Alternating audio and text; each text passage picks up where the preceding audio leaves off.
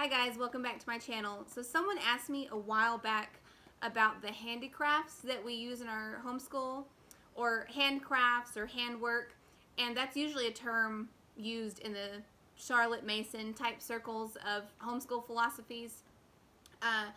I've never really used that term to describe the things that we do, but I guess it is. I've never purposely set out to include handcrafts in our homeschool, but I've noticed that it sort of evolved into that, and which fits in perfectly because we do sort of follow a Charlotte Mason type of homeschool. Although the more that I homeschool, I'm realizing I kind of do a blend of, I guess, eclectic and Charlotte Mason. So I'm not strictly Charlotte Mason, but we do include what could be considered handcrafts.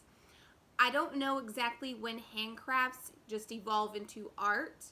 I don't know if there's a distinction there. So if like our clay, for instance, we use clay quite a bit in homeschool, and just like for fun. And I don't know if that's considered a handcraft or not, but I'm going to include that in this video.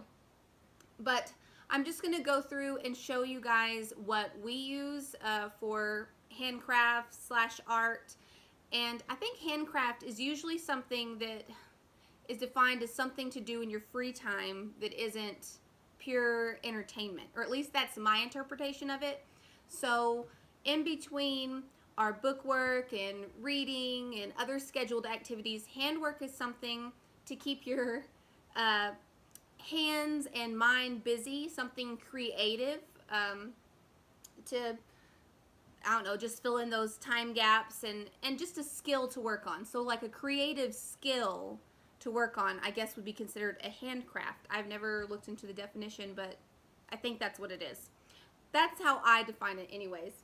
So I'm just going to show you what my kids do as far as their handcraft, handwork type things that they do when they're not doing school and they aren't allowed to watch TV yet. So let's just start with one of their most favorite things, and that is clay.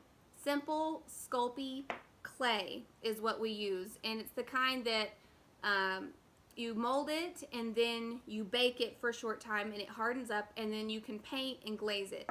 These pieces have not been glazed yet, but they have been baked and painted. This right here is something my oldest daughter did while we were reading about the Greeks. She made her own sort of mythical creature.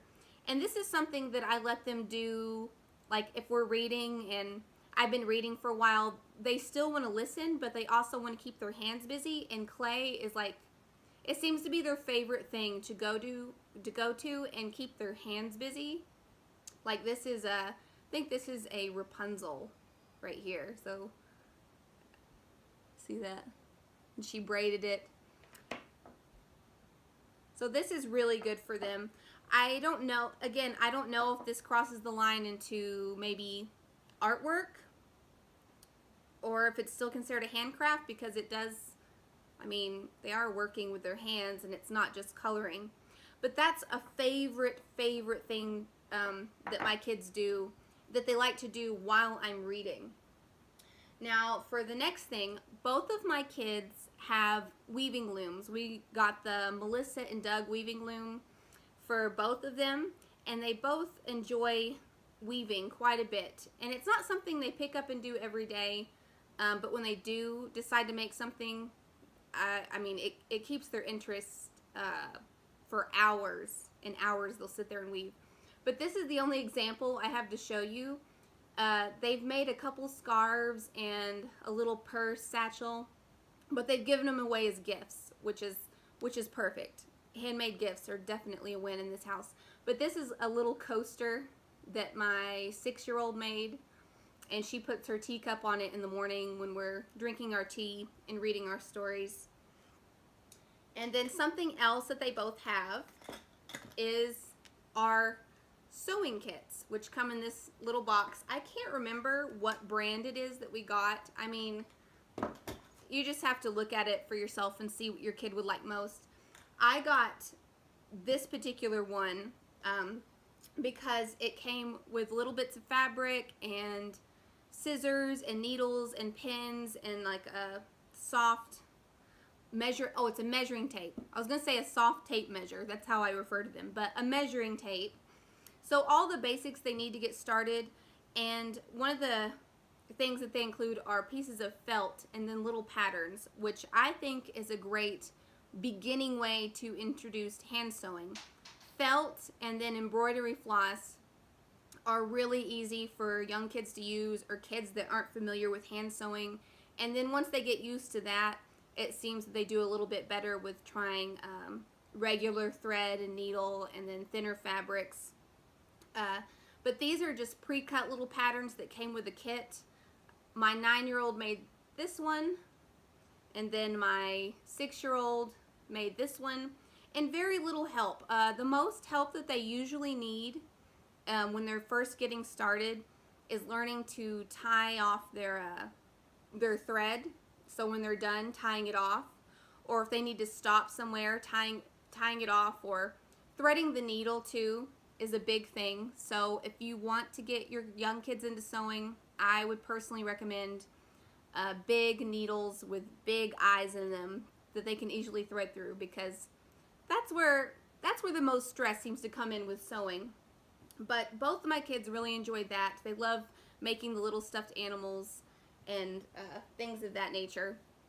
And then they sort of progress beyond that. Like my 9-year-old, when she gets a hole in her jeans or something, she likes to try to patch it up herself. She'll either sew on a patch or she'll just sew it up herself. And half the time it comes undone, but sometimes it doesn't. So that's definitely like a handiwork, handcraft win for that, for my kids. They really enjoy sewing. And then the last thing that I could think of to show you guys is embroidery, which probably is done the least amount in our homeschool. And the only reason for that is because they don't seem to naturally pick it up themselves unless I'm doing it. I'm the one that started cross-stitching or embroidery. I'm not sure the exact correct term for whatever this is when you use a fabric and embroidery floss and a hoop, an embroidery hoop. But they only seem to pick that up whenever I choose to do it. It's like, sort of like a monkey see, monkey do type thing. I've noticed that if I'm working with clay or I'm sewing or I'm painting, then they are much more apt to do it. So that's something to keep in mind if you want to include handicrafts or handwork in your homeschool, is your kids are going to be much more likely to want to do it if they see you doing it. So usually for me, I've never been able to hand them something and shown them really quick and been like, okay, now you do it. No, I have to do it too, which, you know, I mean, that makes sense. You see someone doing something and you feel inspired and you want to do it as well. And just for fun, this is my project that I've been working on, and I'm sure most people can guess what this is going to be by now. It's taking me forever, and since this one came along, I have not hardly been working on it at all. Hopefully one day I'll get it finished. But yeah, this was my 6-year-old's little embroidery project, and hers is really creative and stringy, but it's beautiful. And my 9-year-old has been working on this. And something that I want to mention too is if you get patterned fabric, this seems to be really fun and engaging for them. My 9-year-old has been following the pattern of like the leaves and stuff on this fabric, which is really, I never even thought of doing that, but it's a really creative way to embroider. So those are the handicrafts that we use in our Charlotte Mason, I can't even say it, Charlotte Mason-ish homeschool. So I hope that answered anyone's questions about what we do and the creative things that we like to do together, things that keep my kids' hands busy. But yeah, I hope you guys enjoyed watching. If you use any sort of handicrafts in your homeschool, please tell me about them below. I love to think of new projects and things that we can do together. These are just the things that we do. But I hope you guys enjoyed watching, and I'll see you all again really soon.